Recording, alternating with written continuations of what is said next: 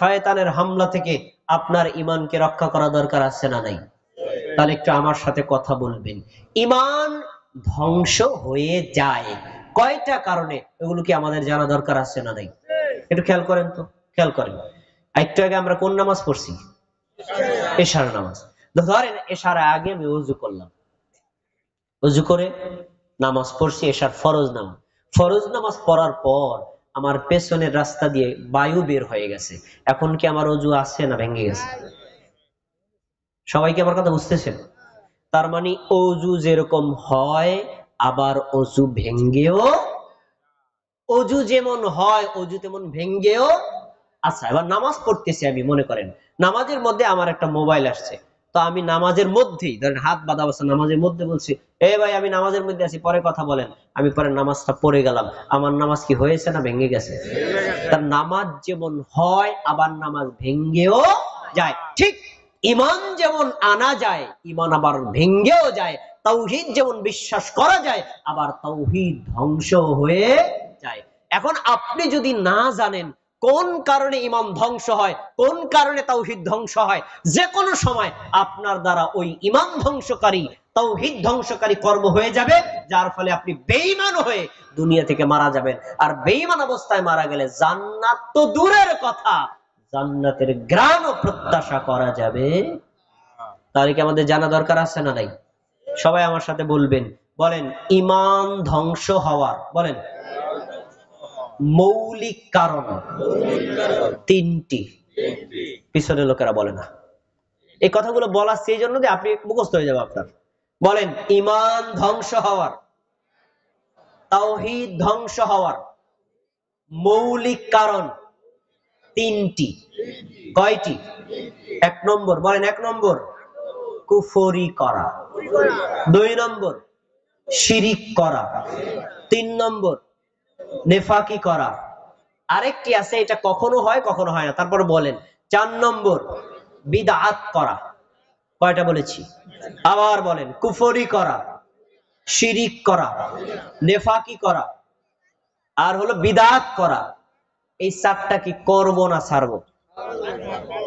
নামাজ পড়া যেমন ফরজ, এই চারটি সারা তেমন ফরজ। রোজা রাখা যেমন ফরজ, এই চারটা সারা তেমন ফরজ। হজ করা যেমন ফরজ, এই চারটা সারা তেমন ফরজ। কারণ আপনার নামাজ, রোজা, হজ, যাকাত, দান, সদকা সবগুলো গিয়ে ঈমান আর তাওহীদের ভান্ডারে জমা হবে। ঈমান যদি না থাকে, তাওহীদ যদি না থাকে, আপনি এ সকলের আমল দুনিয়াতে পরকালে কোনোদিন খুঁজে পাবেন না। তাহলে কি আমরা এই তিনটা চারটার কথা বললাম, এগুলো কি করব না ছাড়বো? আজকে আমি একটি বিষয় আলোচনা করব, পরে বিস্তারিত কখনো সুযোগ হলে তারপরেরটা। আমি আজকে আলোচনা করব ঠিক তাওহীদের বিপরীত শিরিক নিয়ে। তাওহীদের বিপরীত কি? তাওহীদ মানে একত্ববাদ আর শিরিক মানে বহুত্ববাদ। আমরা বিশ্বাস করি আমাদের রবকে, আমাদের মাবুদকে এক আল্লাহ। আর আমাদের এই পৃথিবীতে আমরা বিশেষ করে ভারত, বাংলাদেশ, পাকিস্তানে যারা আছে, এদেশে আছে হিন্দু সংখ্যাগরিষ্ঠ অনেকে। এই হিন্দুরা বিশ্বাস করে এক আল্লাহ না, এই পৃথিবীতে আল্লাহর সংখ্যা ৩৩ কোটি প্লাস। কত কোটি জবের বলেন? ৩৩ কোটি। তাদের কাছে মানুষ, গরু, ছাগল, ভেড়া, দুম্বা, কচ্ছপ, এমনকি ইঁদুর, বাদর পর্যন্ত তাদের রব। আমরা কি এগুলো বিশ্বাস করি নাকি করি না? আমাদের বিশ্বাস আমাদের রবকে, আমাদের মাবুদকে এক আল্লাহ। এবার আসুন শিরিকের সংজ্ঞাটা বলে তারপরে শিরকের পরিচয় দিচ্ছি। দেখবেন এখান থেকে আপনাদের অনেক কিছু বোঝার আছে। শিরিক এটি আরবি শব্দ, শিন রকাব। শিরকুন শব্দের অর্থ হলো অংশী স্থাপন করা। ইংরেজিতে বলা হয় শেয়ার, মানে ভাগে ভাগে করা। আমরা যদি কোনো ইবাদত করি, ইবাদতের দুইটা অংশ দেই। ধরেন আমি কিছু অংশ দিলাম আল্লাহকে, কিছু অংশ দিলাম অন্যকে। ইবাদত কয় ভাগে ভাগ হইলো? তার মানে আল্লাহকেও দিলাম, অন্যকেও দিলাম, আমার রব হয়ে গেল দুইজন, আল্লাহ আর ওই আরেকজন যাকে দিছে সে। আসলে কি রব কয়জন? এই যে কেউ যদি ইবাদতের কিছু অংশ অন্যকে দেয়, তাহলে এটাই হলো শিরক। একটা হাদিস শোনেন, সহিহ বুখারী হাদিস নাম্বার 4477। আব্দুল্লাহ ইবনে মাসউদ রাদিয়াল্লাহু তাআলা আনহু বলেন, আমি আমার নবীকে জিজ্ঞেস করলাম। আমাদের নবীকে নাম জানেন না সবাই, বলেন কি? একজন সাহাবী আমাদের নবীকে জিজ্ঞেস করছেন, কুলতু ইয়া রাসূলুল্লাহ, আমি বললাম হে আল্লাহর রাসূল, আইয়ু যামবি আ'যামু ইনদাল্লাহ, আল্লাহর নিকটে সবচেয়ে বড় অপরাধ কোনটি? এই প্রশ্ন করেছে সাহাবী কার কাছে বলেন? মুহাম্মদ সাল্লাল্লাহু আলাইহি ওয়াসাল্লামের কাছে। আমাদেরকে জিজ্ঞেস করলে আমরা বলতাম মানুষ খুন করা বড় অপরাধ, এরকম কিছু একটা বলতাম। কিন্তু আমাদের নবী কি বলেছেন? তিনি বলছেন, শোনো, আনতা জাআলা লিল্লাহি নিদ্দান ওয়া হুয়া খালাকাক, তুমি জানো এক আল্লাহ তোমাকে সৃষ্টি করেছেন, জানার পরেও যদি কোন সৃষ্টিকে তুমি আল্লাহর সমান বানিয়ে দাও, এটাই হলো আল্লাহর নিকটে সবচাইতে বড় অপরাধ। তার মানে সৃষ্টির কাউকে আল্লাহর সমান বিশ্বাস করা, আল্লাহর সমান বানানো যাবে না, এটারই অপর নাম হলো শিরক। সৃষ্টিকে কাউকে যদি আল্লাহর সমান বানিয়ে দেন, এটার নাম হলো শিরক। এখন আমি বললাম, কুলতু ইন্না যালিকাল আযীম, নবী আপনি ঠিকই বলেছেন, আসলে এটা একটা জঘন্যতম অপরাধ, এর চাইতে বড় কোনো অপরাধ হতে পারে না। আচ্ছা, আমরা শিরকের সংজ্ঞা এবং একটা হুকুম পেলাম। পৃথিবীতে মানুষ যত পাপ করে সবচেয়ে নিকৃষ্টতম, বর্বরতম, ভয়ঙ্কর, ভয়াবহ পাপের নাম কি বলেন? শিরিক করা। আচ্ছা, এখন এই শিরিকটা 3 প্রকার। দেখি দি আপনাদের মনে আছে কিনা। তাওহীদ কয় প্রকার বলছিলাম? এই পিছনে ভাইরা বলেন, কয় প্রকার বলছিলাম? তাওহীদ কয় প্রকার বলছিলাম? ঠিক শিরিকটাও আবার 3 প্রকার। শিরিক কয় প্রকার? আচ্ছা, এবার দেখেন শিরিক কি কি। 1 শিরকুল আকবার, 2 শিরকুল আসগর, 3 শিরকুল খফিয়ুন। এই শিরকুল আকবার মানে বড় শিরিক, শিরকুল আসগর মানে ছোট শিরিক, শিরকুল খফিয়ুন মানে গোপন শিরিক। কয়টা বললাম? বড় শিরিক, ছোট শিরিক, গোপন শিরিক। বলেন সবাই আমার সাথে, বড় শিরিক, ছোট শিরিক, গোপন শিরিক। কয় প্রকার হলো? আমি আপনাদের আলোচনা বোঝার সুবিধার্থে শেষের দুইটা আগে বলতেছি। প্রথম আসেন, ছোট শিরিক কাকে বলে? কোরআনুল কারিমে, সহিহ হাদিসে যেগুলোকে শিরিক বলে আখ্যায়িত করা হয়েছে, কিন্তু এই শিরিকগুলো ভয়ঙ্করতম অপরাধের তালিকায় নাই, এগুলোকে বলা হয় শিরক আসগর। উদাহরণস্বরূপ, যেমন মান হালাফা বিগাইরিল্লাহ ফাকাদ আশরাক, যে ব্যক্তি আল্লাহ ছাড়া অন্য কারো নামে শপথ করে সে শিরিক করলো। ধরেন আমি এখানে এই জিনিসটা রাখছি, মাহফিল শেষ, আমি নাজিম ভাইরে বললাম, ভাই আমার এই ডিভাইসটা এখানে পাচ্ছি না, কেউ ওখানে স্বীকার করে না। তো এই ভাই আমার কাছে সন্দেহ হলে উনি নিতে পারে, ওনারা বললাম ভাই আপনি নিছেন, উনি বললেন কি, ভাই আমি মাজারের কসম করে বলছি ভাই এটা নেই। উনি বললো কি, আমার ছেলের মাথার উপর হাত রেখে বলছি আমি নেই। উনি বললো কি, আমি এই কোরআন ধরে বলতেছি আমি নেই। এরকম কসম করা মানুষ আমাদের সমাজে আছে না? একটু কথা বলেন, আছে না নাই? উনি এই যে 3টা বাক্য বলেছেন না, 3টাই শিরক, 3টাই শিরক। সন্তানের মাথার উপর হাত রেখে বলা, কোরআন ধরে বলা, মাজার কথা বলা, মসজিদের ওসিলা দিয়ে বলা, এগুলো প্রত্যেকটাই শিরক। আল্লাহ তাআলা বলেছেন, এক আল্লাহ ছাড়া অন্য কারো নামে শপথ করা যাবে না, যদি করে এটা শিরক। তাহলে কি বলতে হবে? উনি বলবে, ভাই আল্লাহর কসম করে বলছি আমি এই জিনিসটা নেই। আপনারা কি আমার কথা বুঝতে পেরেছেন?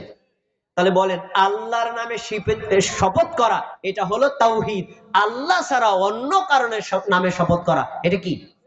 এটা কি করা যাবে? এটা ছোট শিরক। এবার আসেন আত-তামাইম। তামাইম মানে হলো যে কোনো রোগ থেকে বাঁচার জন্য, যে কোনো বিপদ থেকে বাঁচার জন্য শরীরে কোনো কিছু ঝুলানো। আমরা কি ঝুলাই না? দেখেন তো, তাবিজ আমরা শরীরে ঝুলাই নাকি ঝুলাই না? তাগা ঝুলাই নাকি ঝুলাই না? তারপরে লাল সুতা, হলুদ সুতা অনেকে ঝুলাই নাকি ঝুলাই না? এই যে তারপরে অনেক আছে গলায় কড়ি দেয়, দেখছেন কড়ি ঝুলায়, দেখেন নাই? দেখেছেন? এই যে শরীরে কোনো কিছু ঝুলানো বিপদ থেকে উদ্ধার পাওয়ার জন্য অথবা অন্য কোনো কল্যাণ অকল্যাণ হাসিল করার জন্য, এই প্রত্যেকটা কাজই হলো শিরক। রাসূলুল্লাহ সাল্লাল্লাহু আলাইহি ওয়াসাল্লাম বলছেন, মান আল্লাকা তামিমাতান ফাকাদ আশরাকা, যে ব্যক্তি শরীরে তাবিজ ঝুলালো কড়ি ঝোলালো, সুতা ঝোলালো, লাখ সুতা, হলুদ সুতা অথবা যে কোনো কিছু ঝুলাইয়া তার মাধ্যমে কল্যাণ অকল্যাণ প্রত্যাশা করলো, সে অবশ্যই শিরিক করলো। এটা বলা হয় শিরকুল আসগর। তাহলে কি আমরা এটা করবো না ছাড়বো? ছাড়বো। আমি এটা এখানে সংক্ষেপ করে বলছি। তাহলে 2 নম্বর গেল শিরকুল আসগর। এবার 3 নম্বর শিরকুল খফি, গোপন শিরিক। গোপন শিরিকটা হলো যেই ব্যক্তি আমলের মধ্যে অথবা নিয়তের মধ্যে আল্লাহ ছাড়া অন্য কারো প্রশংসা পাওয়ার জন্য, অন্যকে দেখানোর জন্য, অন্যকে শোনানোর জন্য ইবাদত করে, এটাকে বলা হয় গোপন শিরিক। এবার একটা হাদিস নেন, তাহলে আপনি ক্লিয়ার বুঝতে পারবেন। রাসূলুল্লাহ সাল্লাল্লাহু আলাইহি ওয়াসাল্লামের সাহাবী বলছেন যে আমরা একদিন সাহাবীরা পরস্পর পর্যালোচনা করতেছিলাম, আল্লাহর নবী মুহাম্মদ সাল্লাল্লাহু আলাইহি ওয়াসাল্লাম দাজ্জালের ভয়ঙ্কর ফিতনার কথা বলেছে। এই দাজ্জাল যদি আসে আমাদের ঈমানের অবস্থা কি হবে, আমরা কি ঈমান নিয়ে বাঁচতে পারবো নাকি পারবো না, এগুলো নিয়ে পরস্পর পর্যালোচনা করছিলাম। ইতিমধ্যে খরাজা আলাইনা রাসূলুল্লাহ সাল্লাল্লাহু আলাইহি ওয়াসাল্লাম, আল্লাহর রাসূল আমাদের কাছে বেরিয়ে আসলেন, তার ঘর থেকে আমাদের কাছে বেরিয়ে আসছেন। আসার পরে বলছেন, এ সাহাবীরা তোমরা কি নিয়ে আলোচনা করছো? বলেন তো কি নিয়ে আলোচনা করছিল? দাজ্জাল নিয়ে। কি নিয়ে আলোচনা করছিল? দাজ্জাল। তখন বলছে আল্লাহ রাসূল আমরা দাজ্জালের ভয়ঙ্কর ফিতনা নিয়ে আলোচনা করছিলাম, কারণ আপনি বলেছেন দাজ্জাল এতটা ভয়ঙ্কর, ওর এক হাতে থাকবে জান্নাত আর এক হাতে থাকবে জাহান্নাম। যদি কেউ বলে এই তুই আমারে আল্লাহ বলে মেনে নে, যদি তুই আমারে আল্লাহ বলে মেনে নাস এই জান্নাতে ঢুকায় দিব, যদি মেনে না নাস তাহলে জাহান্নামে ঢুকায় দিব। মানুষ তার হাতে জান্নাত জাহান্নাম দেখে অনেক মানুষ ঈমান হারা হয়ে তাকে আল্লাহ বলে মেনে নিবে। দাজ্জালকে যে আল্লাহ বলবে তার ঈমান আছে না গেছে? এরকম ভয়ঙ্কর ফিতনা যদি আপনি পড়েন আপনার ঈমান থাকবে কিনা চিন্তা করেন। তো রাসূলুল্লাহ সাল্লাল্লাহু আলাইহি ওয়াসাল্লাম বলছেন, সাহাবীরা তোমরা দাজ্জালে ভয় পাও তাই না, কিন্তু দাজ্জালের চাইতে আমি ভয়ঙ্কর আরেকটি বিষয় তোমাদের জন্য ভয় পাই, এই বিষয়টি কি তোমাদেরকে বলবো না? সাহাবীরা বলছেন, আল্লাহ রাসূল দাজ্জালের চাইতে ভয়ঙ্কর জিনিস আছে, কি বলেন তো? তখন রাসূল সাল্লাল্লাহু আলাইহি ওয়াসাল্লাম বলছেন, আছে। কি কি? শোনো, সেটার নাম হলো শিরকুন খফি, গোপন শিরিক। এখন গোপন শিরিকটা কি? পিছনে যারা আছেন সামনে যারা আছেন আমার দিকে তাকাবেন, আমার কথার উত্তর দিবেন, খুব মনোযোগ দিয়ে শুনবেন। আমাদের নবী একটা উদাহরণ দিয়েছেন, এক উদাহরণের মাধ্যমে গোপন শিরিক আপনার কাছে পুরো স্পষ্ট হয়ে যাবে। রাসূলুল্লাহ সাল্লাল্লাহু আলাইহি ওয়াসাল্লাম বলছেন, শোনো, একজন লোক সালাতে দাঁড়াইছে। সালাত মানে কি? জোরে বলেন, সালাত মানে কি? নামাজ। এ দেখেন আমার দিক তাকান, আল্লাহু আকবার, নামাজে দাঁড়াইছে। নামাজে দাঁড়াইলো, এখন নামাজে এভাবে হাত বাঁধার পরে নামাজের মুসল্লির দৃষ্টি থাকবে কোন দিকে? সবাই বলে না কোন দিকে?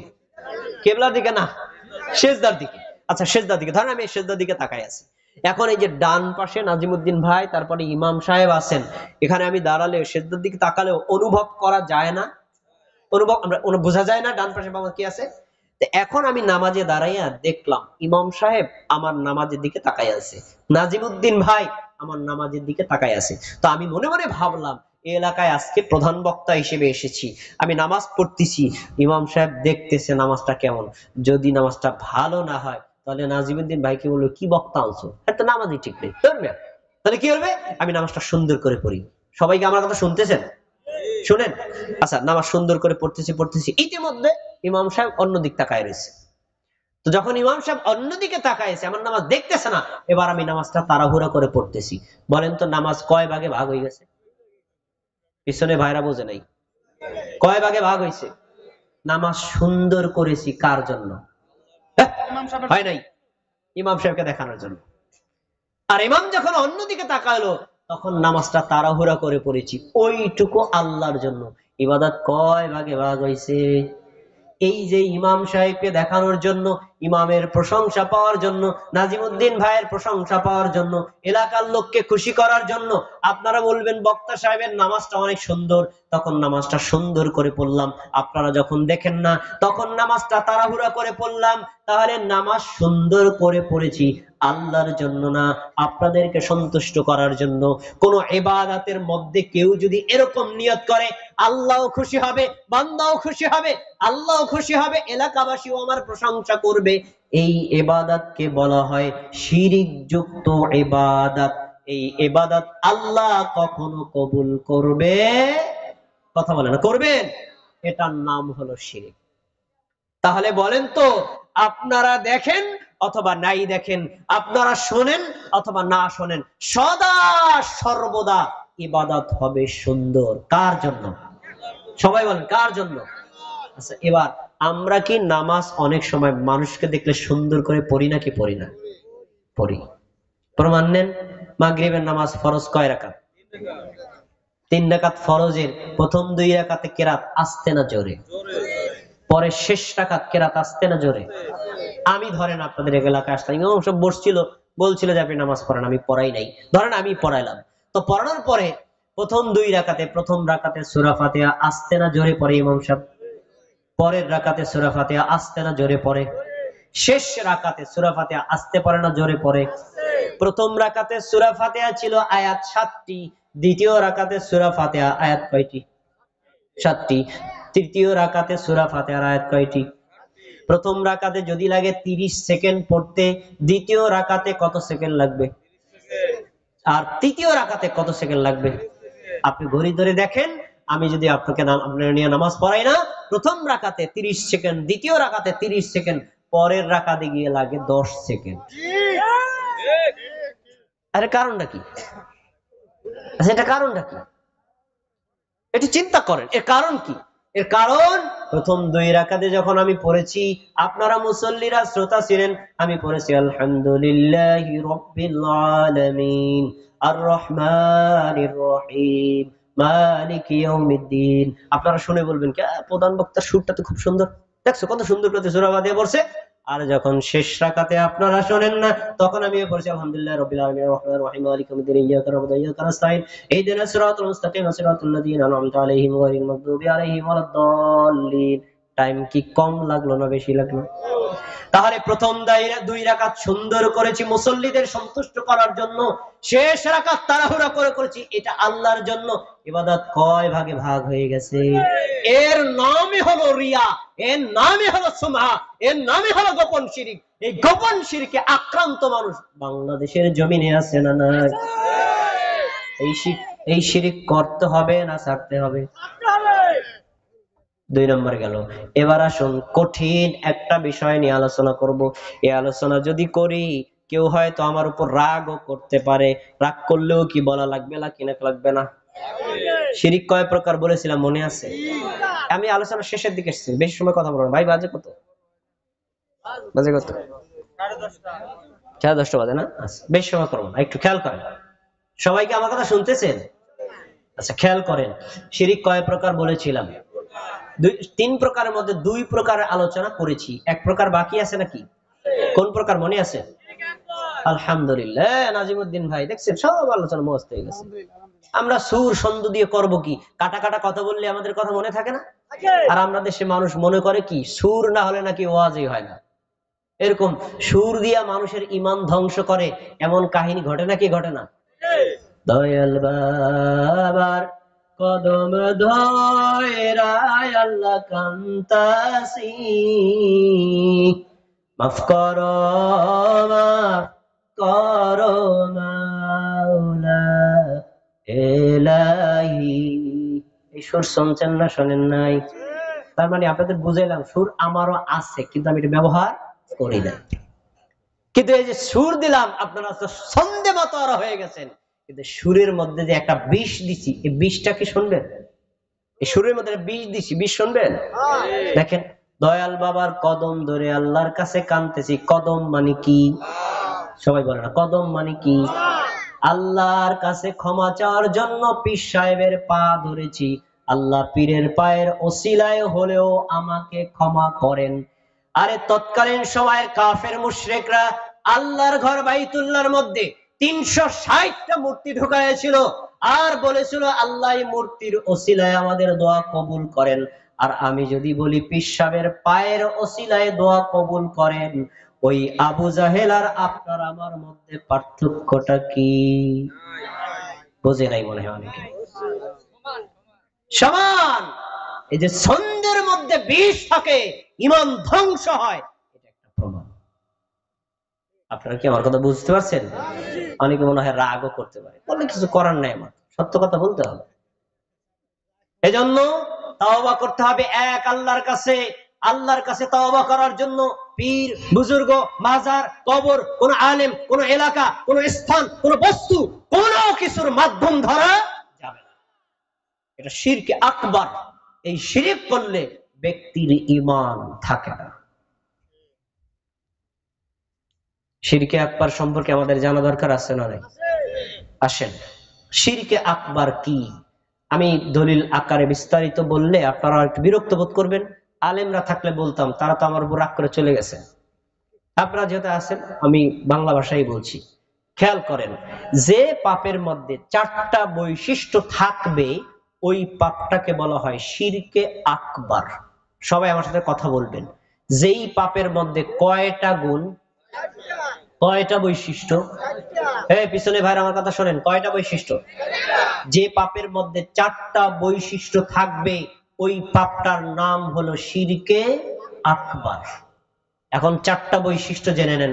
1 নম্বর, যেই শিরিক করলে ব্যক্তির অতীতের যত ভালো আমল আছে সব আমলগুলো পুড়ে ছাই হয়ে যায়। নাউযুবিল্লাহ। কারণ আপনাদের এখানে অনেকে আছেন 70-80 বছর বয়স, আমার বাবার চাইতেও বড়। আমার বাবা এখানে আছেন, তার 80 বছর হয় নাই। ধরেন আপনার বয়স 80 বছর, আপনি 10 বছর বয়স থেকে আপনি আমল করা শুরু করেছেন। 10 বছর বাদ দেন, 80 থেকে রইল কয় বছর? 70 বছর পর্যন্ত আপনি যত আমল করেছেন, আপনি যদি একবার শিরিক করেন 70 বছরের আমল পুড়ে ছাই হয়ে যাবে। তাহলে শিরকের পাওয়ার কম না বেশি? কত বড় মারাত্মক পাপ যে অতীতের ভালো আমল পর্যন্ত নষ্ট করে। এবার দলিল শোনেন, সূরাতুল জুমার 65 নম্বর আয়াতে আল্লাহ বলছেন, ওয়ালাকাদ উহিয়া ইলাইকা ওয়া ইলাল্লাযীনা মিন ক্বাবলিকা লাইন আশরাকতা লায়াহবাতান্না আমালুকা ওয়া লাতাকুনান্না মিনাল খাসিরিন। নবী মুহাম্মদ সাল্লাল্লাহু আলাইহি ওয়াসাল্লাম, তুমি শোনো, তুমি আমার প্রিয় নবী হওয়া সত্ত্বেও তুমি যদি আল্লাহর সাথে অন্য কাউকে শরীক করো, তোমার অতীতের আমল পুড়ে ছাই হয়ে যাবে। কে কথা বলেছেন? এ কথা কার? খোলেন কোরআনের আয়াত, সূরা জুমার 65 নম্বর আয়াত খোলেন। আয়াতটাকে আমি বানায় বলছি ইমাম সাহেব, আয়াত নাই ওখানে। তুমি যদি শিরিক করো, শুধু তোমাকে বলা হয়নি, তোমার আগে লক্ষাধিক নবী রাসূল এসেছিলেন, সবাইকে বলা হলো কেউ যদি আল্লাহর সাথে শিরিক করে তার অতীতের আমল একটাও থাকবে না, সব নষ্ট হয়ে যাবে। একটা বৈশিষ্ট্য। 2 নম্বর, কেউ যদি শিরিক করে ওই ব্যক্তির জন্য জাহান্নাম ফরজ হয়ে যাবে। 3 নম্বর বৈশিষ্ট্য, কেউ যদি শিরিক করে ওই ব্যক্তির জন্য জান্নাত হারাম হয়ে যাবে। দলিল লাগবে না? দলিল শোনেন, সূরা মায়েদা 72 নম্বর আয়াতে আল্লাহ কি বলছেন, ইন্নাহু মান ইউশরিক বিল্লাহি ফাকাদ হারামাল্লাহু আলাইহিল জান্নাহ। নিশ্চয়ই যে ব্যক্তি আল্লাহর সাথে শিরিক করলো, আল্লাহ তাআলা ওই ব্যক্তির জন্য জান্নাত হারাম করে দিয়েছেন। আল্লাহ যদি জান্নাত হারাম করে, ওই আল্লাহর জান্নাতে ঢোকার পারমিশন দুনিয়ার কারো আছে? তাহলে শিরিক করলে জান্নাত কি হয় বলেন? আমরা কি জান্নাতে যেতে চাই না কি চাই না? তাহলে শিরিক করলে জান্নাত পাওয়া যাবে না। শিরিক কি করব না ছাড়ব? পরে ওই মুশরিকের থাকার জায়গা হলো জাহান্নাম। ওই জাহান্নাম থেকে আর কোনোদিন বের হওয়া যাবে। তাহলে এই আয়াতের এই অংশ থেকে প্রমাণ, শিরিক করলে তার জন্য জাহান্নাম ফরজ। 4 নম্বর হলো, শিরিক ইচ্ছায় বা অনিচ্ছায় আমরা অনেকেই করেছি, কিন্তু যদি তাওবা করে মৃত্যুবরণ না করি, এই শিরিক করলে আল্লাহ কিয়ামতের দিন কখনো ক্ষমা করবেন?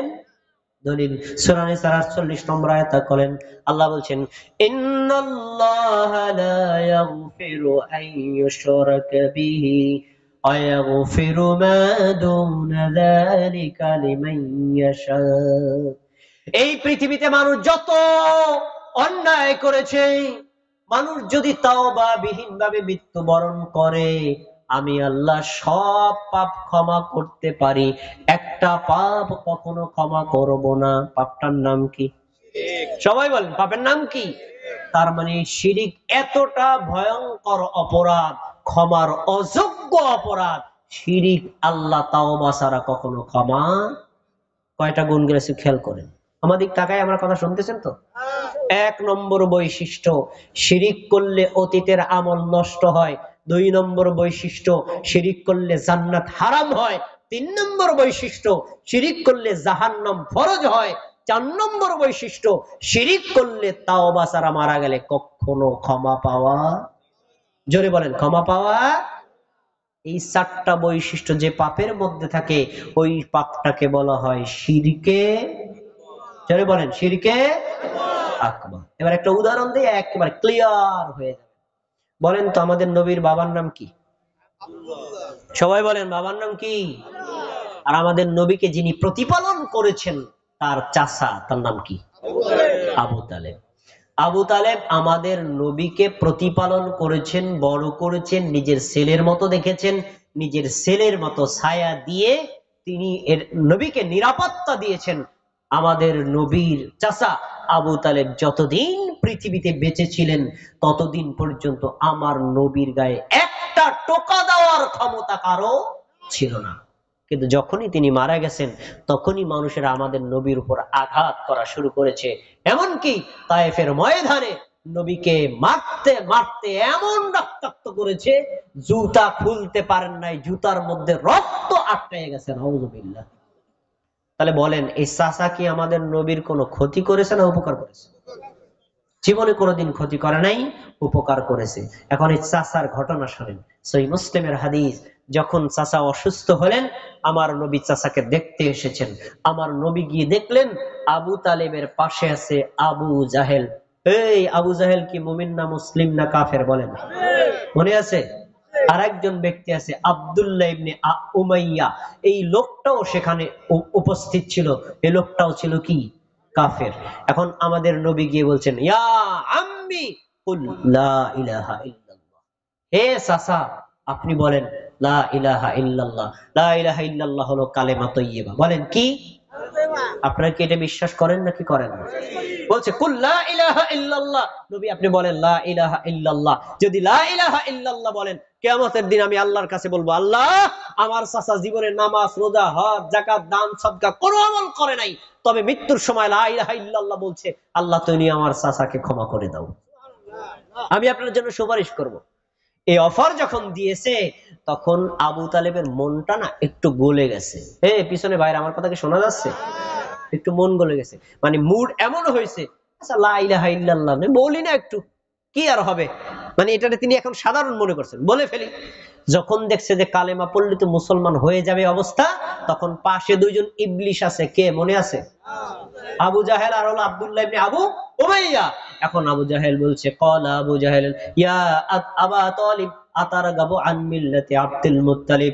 আবু তালেব তুমি কি তোমার বাপ দাদার পূজা বন্ধ করে দিবা? আবু তালেব তুমি কি তোমার বাপ দাদার ধর্ম ছেড়ে দিবা? আবু তালেব মৃত্যুর সময় তুমি কি তোমার ভাই বেটার ধর্ম মেনে নিবা? এ কথা বলার পরে আবু তালেবের মধ্যে একটা মুড ফিরে আসছে, না মৃত্যুর ভয়ে আমি আমার বাড়ি বেড়ার কথা মেনে নেব। তো এই লোকগুলো বলবে কি আবু তালেব ছিল ব্যক্তিত্বহীন, দেখো মরণের ভয়ে তার বাড়ি বেড়ার ধর্ম মেনে নিছে না। তখন বললো না আমি তাহলে লা ইলাহা ইল্লাল্লাহ বলবো না। শেষে এই লা ইলাহা ইল্লাল্লাহ না বলা অবস্থায় আবু তালেব মারা গেছে। একটু বলেন তো আবু তালেবের কি ঈমান এখন নিয়ে মারা গেল না ঈমান ছাড়া মারা গেল? ঈমান ছাড়া মারা গেছে না? আচ্ছা, এখন রাসূলুল্লাহ সাল্লাল্লাহু আলাইহি ওয়াসাল্লামের এই যে চাচা আবু তালেব, আবু তালেবের ছেলের নাম আলী, ইসলামের চতুর্থ খলিফা, উনি কি মুমিন না কাফের? এখন এই আবু তালেবের ব্যাপারে মানে নিজের বাবার ব্যাপারে আমাদের নবীকে জিজ্ঞেস করছেন যে হে নবী আপনার চাচা আমার বাবা আবু তালেব আপনার তো অনেক উপকার করেছেন, তো তিনি তো মারা গেছেন, আপনি কি কিয়ামতের দিন আমার এই বাবাকে আপনার চাচাকে কোনো উপকার করতে পারবেন? তখন আমাদের নবী বললেন হ্যাঁ পারবো, তার একটা লিমিটেশন আছে। লিমিটেশনটা কি শোনো, লিমিটেশন হলো আমি কিয়ামতের দিন দেখব আমার চাচা আবু তালেব জাহান্নামের গহীন ভিতরে কঠিন শাস্তির মধ্যে আছে, আমি আল্লাহর কাছে বলবো, আল্লাহ আমার চাচা আমার যে কত উপকার করেছে, আপনি আমার চাচার একটু মাফ করেন, তাকে জাহান্নাম থেকে বাঁচান।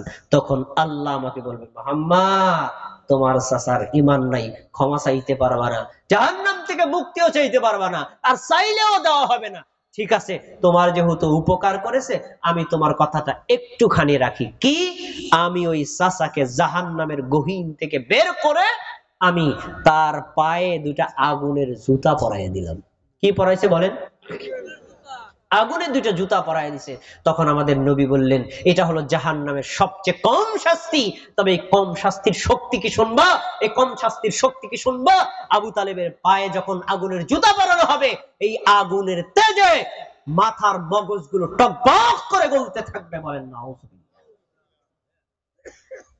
হাদিস থেকে আমি আপনাদের একটা প্রশ্ন করব, দেখি আপনারা সচেতন না অসচেতন, আপনারা আমার কথা বুঝেছেন না বুঝেছেন, সবাই সমস্বরে জবাব দিবেন।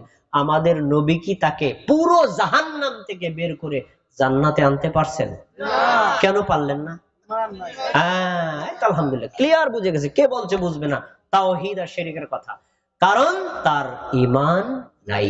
এবার একটু মনে করেন, মুহাম্মদ সাল্লাল্লাহু আলাইহি সাল্লাম পৃথিবীর শ্রেষ্ঠ মানুষ, পৃথিবীর শ্রেষ্ঠ আল্লাহর প্রিয় ব্যক্তিত্ব, সেই নবী যদি তার চাচাকে শিরিক করার কারণে জাহান্নাম থেকে বের করতে না পারে, আপনি যদি শিরিক করে মারা যান, আপনার পীর, আপনার বুজুর্গ, আপনার এলাকাবাসী, আপনার আমল, আপনার সালাত, আপনার সিয়াম কখনো কখনো জাহান্নাম থেকে বের করতে পারবে না। তাহলে শিরকে আকবার কখনো করা যাবে না। আমি এবার এক নজরে শিরকে আকবার বলে তারপরে শেষ করছি। এখানে এবার নোট আছে 4টা পাতা, এই 4 পাতা আলোচনা করতে 10 ঘন্টা সময় লাগবে। এতক্ষণ আপনারা থাকবেন না আমি জানি, তাহলে আমি মূল কথাগুলো বলে শেষ করব। এখন শোনেন, শিরকে আকবার কি কি আমাদের জানা দরকার আছে না নাই? জেনে আমরা এগুলো ছেড়ে দিব, কখনো করব না। 1 নম্বর, আল্লাহ ছাড়া অন্য কারো নিকটে দোয়া করা, এটা হলো শিরকে আকবার। তাহলে দোয়া করব কার কাছে? আল্লাহ ছাড়া অন্য কারো কাছে দোয়া করা যাবে না। আল্লাহ ছাড়া অন্য কারো কাছে দোয়া করা, ফরিয়াদ করা, এগুলো হলো শিরকে আকবার। কারণ দোয়া প্রার্থনা কবুল আল্লাহ ছাড়া আর কেউ করতে পারে না। আমাদের দেশের অনেক মানুষ আছে না, কবরে মাজারে গিয়ে দোয়া করে, করে না কি করে না? এমনকি সরাসরি কবর ওই যে শোয়া আছে পীর সাহেবের কাছেও চায়। যারা চায়, আল্লাহ তাদেরকে সতর্ক করেছেন সূরা আহকাবের 5 নম্বর আয়াত। আল্লাহ বলছেন, যারা কবরের কাছে, মাজারের কাছে, মৃত ব্যক্তির কাছে চায়, তারা শোনো, মাল্লা ইস্তাজিব লাহু ইলা ইয়াউমিল কিয়ামা, কিয়ামত পর্যন্ত তারা তোমাদের দোয়া কবুল করাতে পারবে এ কথা আল্লাহর। তাহলে আমরা আল্লাহ ছাড়া অন্য কারো কাছে দোয়া করব? যদি করি কি হবে বলেন? শিরকে আকবার। 2 নম্বর, আল্লাহ ছাড়া অন্য কারো কাছে সাহায্য চাওয়া, এটা হলো শিরকে আকবার। আমাদের সমাজে অন্য কারো কাছে সাহায্য চায় না কি চায় না? বিশ্বাস হয় না? দেখেন, আমাদের দেশের একজন কিছু মানুষরা এটা বিশ্বাস করে যে এই পৃথিবীতে যত পীর আছে, পীরদের সবচেয়ে বড় পীরের নাম কি? বলে না, সবাই বলে না কি? আব্দুল কাদের জিলানী বড় পীর না, এটার আরবি শব্দ হলো, ওনারা বলে গাউসুল আযম। কি বলে? আপনারা কি শোনেন নাই? দেখেন, এই যে আয় বড় পীর আব্দুল কাদের জিলানী রে জিলানী, তোমারি নামের গুণে আগুন হইয়া যায় পানি, আগুন হইয়া যায় পানি। শোনেন নাই? শোনেন নাই? সুরটাকে ভালো না খারাপ? কিন্তু এটা শিরক, এটা শিরক। গাউস অর্থ হলো ত্রাণকর্তা, সাহায্যকারী। আযম মানে সবচেয়ে বড়। এখন দুটো শব্দ একত্র করেন, সবচেয়ে বড় সাহায্যকারী কে? আল্লাহ। বলেন কে? তো কেউ যদি বলে আব্দুল কাদের জিলানী গাউসুল আযম, কি হবে? বুঝে না, বলে কি হবে? শিরকে আকবার। কোন মানুষকে কখনো গাউস বলা যাবে না, কোন মানুষকে গাউসুল আযম বলা যাবে না। বড় দুঃখের বিষয়, আব্দুল কাদের জিলানীর বলে তো বলে, আরে ল্যাংটা পীরকেও মানুষ গাউসুল আযম বলে, এর চাইতে বড় শিরক আর হতে। আবার একটু আমি যে ছন্দটা বললাম, এটার ভিতরে আরো বড় শিরক। আরে আমরা আমাদের দেশে আগুন লাগলে আমরা কি করি? কি দেই ভাই? কি দেই? আর ওনারা বলে যে আব্দুল কাদের জিলানীর নাম লইলে নাকি আগুন নিভে যায়। এটা আরো বড় শিরিক। তার মানে আল্লাহর চাইতে আব্দুল কাদের জিলানীর পাওয়ার আরো বেশি। আমি এজন্য বলেছিলাম, যারা গাউসুল আজম আব্দুল কাদের জিলানীকে বলে আর বলে যে তার নাম নিলেই নাকি আগুন নিভে যায়, তাহলে বাংলাদেশ সরকার প্রত্যেকটা উপজেলায় এক একটা করে ফায়ার সার্ভিস করতেছে আগুন নিভানোর জন্য। এসব ফায়ার সার্ভিসের কোনো দরকার নাই, বরং যখন আগুন লাগে তখন সে বলবে গাউসুল আজম, গাউসুল আজম, গাউসুল আজম, দেখি আগুন নেবে কিনা। তাহলে এর চাইতে ভুয়া, মিথ্যা, অবাস্তব কথা আর হতে, এগুলো বলা যাবে না। আচ্ছা, এবার আসুন, আল্লাহ ছাড়া অন্য কারো নিকটে অথবা অন্য কারো মাধ্যমে কোন বাসনা পূর্ণ করা, এটা হলো শিরকে আকবার। যেমন কোন গাছ, পাথর, ডেক, মাজার, চেয়ার, খাট, জুতা ইত্যাদির মাধ্যমে ওসিলা দেওয়া। এই ওসিলা দেয় নাকি দেয় না?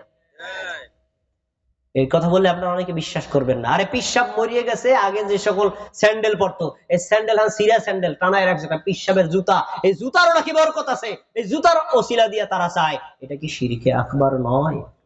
কথা বলেন না, এটা কি শিরকে আকবার নয়? এজন্য আল্লাহ ছাড়া এই সকল বস্তুর মাধ্যমে আল্লাহর নিকটে কোনো কিছু চাওয়া, এগুলো শিরকে আকবার, কখনো চাওয়া যাবে না। তারপরে আল্লাহ ছাড়া অন্য কাউকে রুকু সাজদা করা, আল্লাহ ছাড়া অন্য কাউকে রুকু সিজদা করা যাবে? আরে ভাই, আপনারা দূরে যাওয়ার দরকার নেই, আপনারা তো সবাই মাদারীপুরের সন্তান, আমিও মাদারীপুরের সন্তান। আপনারা রাজুর উপজেলা আর আমি মাদারীপুর সদর উপজেলা। রাজুর উপজেলায় এমন দরবার আছে যেখানে মানুষ পুরো কবরকে সিজদা করে, আছে না নাই? আমি নাম বলবো না, কাউকে কষ্ট দেওয়া আমার উদ্দেশ্য নয়। তুমি জানো আল্লাহ কোরআনে কি বলছেন? দেখো সূরাতুল ফুসসিলাত 37 নম্বর আয়াত আল্লাহ বলছেন, লা তাসজুদু লিশ-শামসি ওয়ালা লিল-কমারি, তোমরা চন্দ্রকে সিজদা করবে না, সূর্যকে সিজদা করবে না। ওয়াসজুদু লিল্লাহিল্লাযী খালাকাহুন্না, বরং ওই চন্দ্রকে, ওই সূর্যকে যিনি সৃষ্টি করেছেন তোমরা তাকে সিজদা করো। বলেন তো, সূর্যকে সৃষ্টি করেছেন কে? চাঁদকে সৃষ্টি করেছেন কে? তাহলে সিজদা পাবেন কে? আল্লাহ ছাড়া যদি এখন কবরকে সিজদা করা হয়, তাহলে কি এটা শিরক হবে না? এরকম শিরক করা মুমিন মুসলমান আছে না নাই? শোনো আমাদের নবীর হাদিস, আর একটা শোনো, সুনানে আবু দাউদ 42 নম্বর হাদিস। রাসূলুল্লাহ সাল্লাল্লাহু আলাইহি সাল্লামের নিকটে এসে দেখলাম বিভিন্ন প্রাণীরা এসে নবীর পায়ে চুমা দেয়, মানে সিজদা করে। তো এমন কি আর অন্যান্য ধর্মে গিয়ে দেখলাম ইহুদি খ্রিস্টানরা তাদের পোপ পাদ্রীকে সিজদা করে। তখন একজন সাহাবী এসে বললেন, আল্লাহর নবী, এই সিজদা পাওয়ার জন্য তো আপনি বেশি যোগ্য, আমরা আপনাকে সিজদা করব। তখন আমাদের নবী বললেন, সাবধান সাবধান, কখনো তোমরা আমাকে সিজদা করবে না। কেন জানো? সিজদা যদি আল্লাহ ছাড়া অন্য কাউকে দেওয়া জায়েজ হতো, আমি বলতাম পৃথিবীতে যত নারীরা আছে সবাই যেন তাদের স্বামীকে সিজদা করে। তার মানে আল্লাহ অন্য কারো জন্য সিজদা করা বৈধ। তাহলে রুকু করব কারে? সিজদা করব কারে? আল্লাহ ছাড়া কবর, মাজার, ডেক, স্থান, বস্তু কোন জায়গাতে যদি সিজদা করা হয়, এটা হলো শিরকে আকবার। এটা করলে মুমিনের কখনো ঈমান থাকতে পারে না। আচ্ছা, আমি আলোচনা সংক্ষেপ করে দিচ্ছি, অনেক কথাই বাকি রয়ে গেছে। আচ্ছা, এরপরে আসুন, যেমন শাফাআতের শিরক। কিয়ামতের দিন আমাদের নবী মুহাম্মদ সাল্লাল্লাহু আলাইহি ওয়াসাল্লাম মানুষের জন্য সুপারিশ করবেন, এবং বিভিন্ন আল্লাহর ওলিগণ, ইমানদারগণ সুপারিশ করবেন, সাহাবীগণ সুপারিশ করবেন, এটা সত্য, ফেরেশতারাও সুপারিশ করবেন।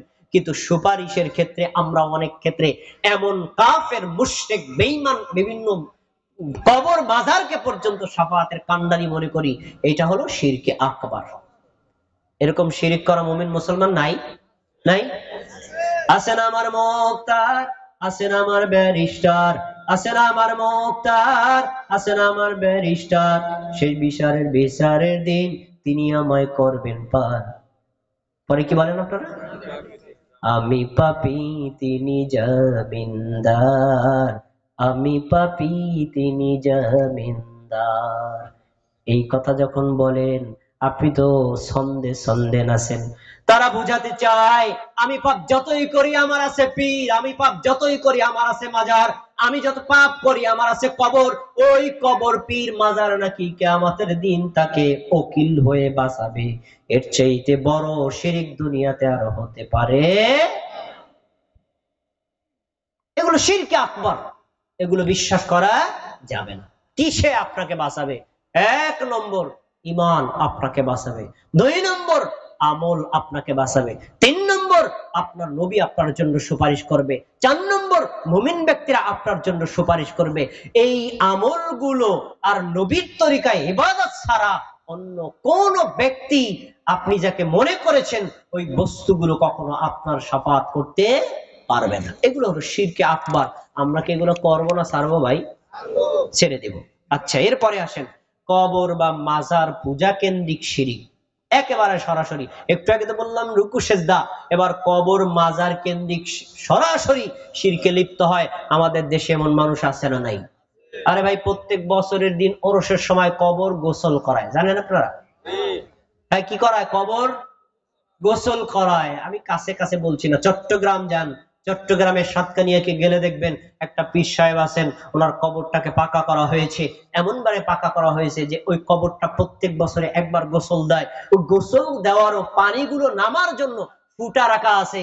ওই ফুটায় এভাবে এভাবে বোতল দিয়ে ওই কবর দেওয়া পানি নেয়। কবর দেওয়া পানি নেয় কেন?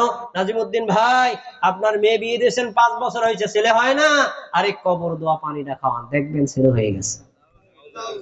নাজিব ভাই, আপনার নাকি কিডনি রোগ, সুস্থ হয় না, আমার পীর সাহেবের কবর দেওয়া পানিটা আপনি নেন, নিয়ে খেয়ে যে নিয়তে খাবেন সেটাই পূর্ণ হবে। এমন শিরিক করা মুমিন মুসলমান বাংলার জমিনে একজনও নাই। আছে না নাই? এভাবে কবরের মাধ্যমে কবরকে রুকু করা, কবরকে সেজদা করা, কবরে কদমবুসি করা, কবরের মাটি নিজের গায়ে মাখা, কবরের কোন বরকত পাওয়ার ওসিলায় কবর মাজারের যারা ওসিলা ধরে, এর চাইতে বড় শিরিক দুনিয়াতে আর হতে পারে না। এটি শিরকে আকবার। আমরা এগুলো কি করব না ছাড়বো ভাই? আমি আলোচনা শেষের দিকে আসছি। শেষ দিকে হলো কবর, মাজার অথবা বটগাছ, বিশেষ স্থান অথবা দরবার ইত্যাদির খাদেম হওয়া। তারা মনে করে এইটা একটা ইবাদত। মাজারটারে সারাদিন পাহারা দিচ্ছি, তো মাজার পাহারা দেওয়া নাকি ইবাদত? আল্লাহর ঘরে গিয়ে সেখানে জিকির আজকার করা, সালাত আদায় করা ইবাদত, মাজার পাহারা দেওয়া ইবাদত। তাহলে তো আমাদের নবীর মাজারও পাহারা দেওয়ার কথা। আমার নবীর মাজার পাহারা দেয় কয়জনে? কেউই দেয় না। অতএব নবীর অথবা অন্য কোন ব্যক্তির কবর, মাজার এগুলোকে পাহারা দিয়ে খাদিম হয়ে সেখান থেকে বরকত হাসিলের বিশ্বাস করা, এগুলো হলো শিরকে আকবার। তারপরে আল্লাহ ছাড়া পৃথিবীর অন্য কাউকে বেশি ভালোবাসা, এটা শিরকে আকবার। তারপরে আমাদের নবীর চাইতে অন্য কাউকে বেশি ভালোবাসা, এটা হলো শিরকে আকবার। কোরআনের আয়াত আর হাদিস পাওয়ার পরে কোরআন হাদিসকে অমান্য করে অন্য কোনো কিছু মান্য করা, এটাও শিরকে আকবার। তারপরে আল্লাহ ছাড়া অন্য কেউ বিধান দিতে পারে, সংবিধান দিতে পারে, অন্য কোন আইন দিতে পারে, এটা বিশ্বাস করা শিরকে আকবার। আল্লাহ ছাড়া সন্তান, ছেলে মেয়ে দিতে পারে, এই বিশ্বাস করা কি? শিরকে আকবার। আমাদের সমাজে দেখবেন কিছু কিছু পীরের দরবার আছে, বট গাছ যাই দেখবেন বট গাছটা মইরা একটা পাতাও নাই, কিন্তু এই বট গাছের ডালে ডালে লাল সুতা, হলুদ সুতা এমন ভাবে পেঁচাইছে, ওই হলুদ সুতা সব একখানে করলে প্রায় 1 মণ ওজন হবে।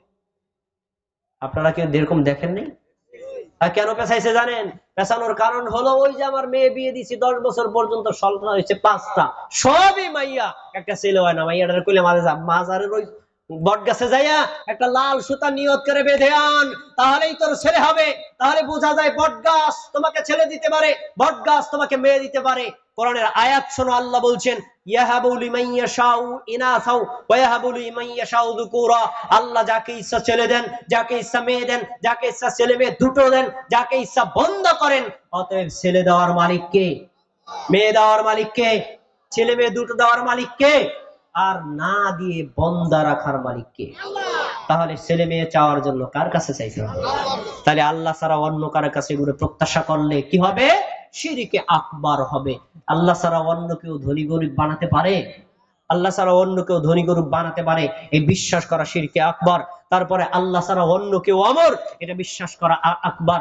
পৃথিবীতে আল্লাহ ছাড়া আর কেউ অমর নয়, সবাই আজ বা কাল মৃত্যুবরণ করবে না কি করবে না?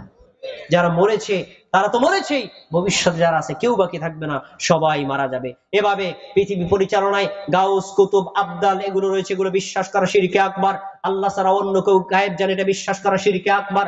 আল্লাহ ছাড়া অন্য কারো মাধ্যমে ভাগ্য গণনা করা, এটাও শিরকে আকবার। আপনারা লক্ষ্য করে দেখবেন আমাদের সমাজে কিছু মানুষ আছে বানর নিয়ে আসে, কবুতর নিয়ে আসে, টিয়া পাখি নিয়ে আসে, কাজে কেন? তোমার ভাগ্য গণনা করবে। এমন লোক আছে না নাই? যান আপনি ঢাকা শহরে গুলিস্তানের আর আশেপাশে লোকজন দেখবেন, আলে একটা মানুষ কতগুলো চিঠি নিয়ে তারপরে তার কবুতর নিয়ে টিয়া পাখি নিয়ে বসে আছে। ভাই আপনার নাম কি? আব্দুল্লাহ। টিয়া পাখি আব্দুল্লাহর নামে একটা সিডি বার কর। সিডি বার করছে, সিডিতে লেখা আছে আব্দুল্লাহ জীবনে 4টা বিয়ে করবে। আব্দুল্লাহ তো খুশিতে বাকুম বাকুম, ওরে আল্লাহ ওই জীবনে 4টা বিয়ে করবো। তাহলে বোঝা যায় টিয়া পাখি এই গায়েবের খবর জানে। তুমি বিয়ে কয়টা করবা না করবা এই খবর জানে কে? আল্লাহ ছাড়া অন্য কারো মাধ্যমে ভাগ্য গণনা করা আর ভাগ্য গণনায় বিশ্বাস করা শিরিক, জাদু করা শিরিক। আল্লাহ ছাড়া অন্য কেউ ক্ষমতা দিতে পারে, ক্ষমতা কেড়ে নিতে পারে, এই বিশ্বাস করা শিরিক। আল্লাহ ছাড়া অন্য কেউ অন্তর পরিবর্তন করে, এই বিশ্বাস করা শিরিক। আল্লাহ ছাড়া অন্য কেউ সুস্থ অসুস্থ করতে পারে, এই বিশ্বাস করা শিরিক। আল্লাহ ছাড়া অন্য কেউ তৌফিক দিতে পারে, এই বিশ্বাস করা শিরিক। আল্লাহ ছাড়া অন্য কেউ জীবন মৃত্যু দিতে পারে, এই বিশ্বাস করা কি? আজকে আমরা সংক্ষিপ্ত পরিসরে যে শিরকের তালিকা জানলাম, আমরা কি এই শিরিক গুলো করবো না ছাড়বো ভাই? আলহামদুলিল্লাহ। নাজিমউদ্দিন ভাই, আমি এমন কড়া কড়া কথা বলেছি, আমার একটা ধারণা ছিল যে আমার কথা শুনবে তো দূরের কথা, নাকি লাইকা চলে যায় গিয়া। আলহামদুলিল্লাহ, সবাই মনোযোগ দিয়ে শুনেছেন। আপনারা একটা মানুষ যদি আমার এই তাওহীদ এবং শিরকের কথা গ্রহণ করেন, আজকের আলোচনা সফল ইনশাআল্লাহ। আমরা তাওহীদকে অটল ভাবে ধারণ করব, শিরককে বর্জন করব। হে আল্লাহ, উপস্থিত জনতা যারা রয়েছেন, আমাদের সবাইকে তাওহীদ হৃদয়ে ধারণ করার, তাওহীদ নিয়ে ঈমান নিয়ে মৃত্যুবরণ করার তৌফিক দান করুন। আর আমরা যেন শিরকে আকবার, শিরকে আসগার, শিরকে খফি এই ভয়ঙ্কর পাপ থেকে নিজেকে বিরত রাখতে পারি, সেই তৌফিক আমাদেরকে দান করুন। আমিন। আমি আলোচনা শেষের দিকে যাচ্ছি। আলোচনার শেষের দিকে আমি সবার জন্য দোয়া করব। আমরা দোয়ায় শরীক হয়ে তারপরে খাবার নিয়ে যাবো ইনশাআল্লাহ। ইনশাআল্লাহ খাবার দিবেন না? ভাই মহিলাদেরকে দিচ্ছেন, আমার এই ভাইয়েরা দোষটা করলো কি? রাত 11টা পর্যন্ত অপেক্ষা করেছেন, তাওহীদ দিয়ে দিয়েছেন। আলহামদুলিল্লাহ ভাই, আপনাদের জন্য খাবারের ব্যবস্থা করতে পারেন নাই, কিন্তু কোরআন এবং সুন্নাহর কথা বলেছি। ভাই এটা কি আমার ব্যক্তিগত কোনো আলোচনা করেছি? কোরআন হাদিসের কথাগুলো পেয়েছেন, মুক্তার চাইতে বেশি দামি, এর চাইতে দামি কোন সম্পদ হতে পারে না। আপনারা কষ্ট করে আলোচনা শুনেছেন, এই জন্য আপনাদেরকে ধন্যবাদ জানাই। আল্লাহ রাব্বুল আলামিন আমাদের সবাইকে ইমানের উপর, ইসলামের উপর অটল থাকার তৌফিক দান করুন। হে আল্লাহ, এই মাহফিল যারা আয়োজন করেছেন, উদ্যোগ নিয়েছেন, সাহায্য করেছেন, সহযোগিতা করেছেন, এলাকার আলেম ওলামা, মসজিদের ইমাম এবং খতিব, অন্য এলাকার গণ্যমান্য ব্যক্তিবর্গ, মা বোনেরা, এলাকার যত ভাইয়েরা টাকা দিয়ে, সাহায্য দিয়ে সহযোগিতা করেছেন, আল্লাহ আপনি তাদের সকলের সহযোগিতা কবুল করেন। আল্লাহ এই মাহফিলটাকে আপনি কবুল করেন। আমাদের সবাইকে তাওহীদবাদী হওয়ার তৌফিক দান করেন। সারা বাংলাদেশের প্রত্যেকটা মুমিন মুসলমানকে শিরিক বর্জন করে সবাইকে ঈমানদার হওয়ার তৌফিক দান করেন। আল্লাহ আপনি আমাদের সবাইকে শিরিক থেকে বিরত থাকার তৌফিক দান করেন। আপনি আমাদের নামাজ, রোজা, হজ, যাকাত সকল আমলগুলো কবুল করে নেন। আমরা জীবনে যে সকল গুনাহ করেছি, আমাদের গুনাহগুলো ক্ষমা করে দিন। রব্বুল আলামিন, আপনি আমাদের সবাইকে মুমিন মুসলমান হিসেবে কবুল করুন। আমরা যারা অসুস্থ, আমাদের সবাইকে সুস্থতা দান করুন। এই মসজিদে যারা টাকা দিয়ে সাহায্য করেছেন, আল্লাহ এই টাকার ওসিলায় তাদের পিতা মাতা, আত্মীয় স্বজন যারা কবরবাসী রয়েছেন, তাদের সকলের কবরের আযাব মাফ করুন। আমরা যারা কষ্ট করে উপস্থিত হলাম, আমরা যারা অসুস্থ, সবাইকে সুস্থতা দান করুন। আমাদের পরিচিত জন যারা অসুস্থ, তাদেরকে সুস্থতা দান করুন। আমাদের মা বোন ভাই ব্রাদার যারা কবরবাসী রয়েছেন, আল্লাহ তাদের সকলের কবরের আযাব মাফ করুন। আল্লাহ আপনি আমাদের দোয়া এবং দাওয়াকে কবুল করুন।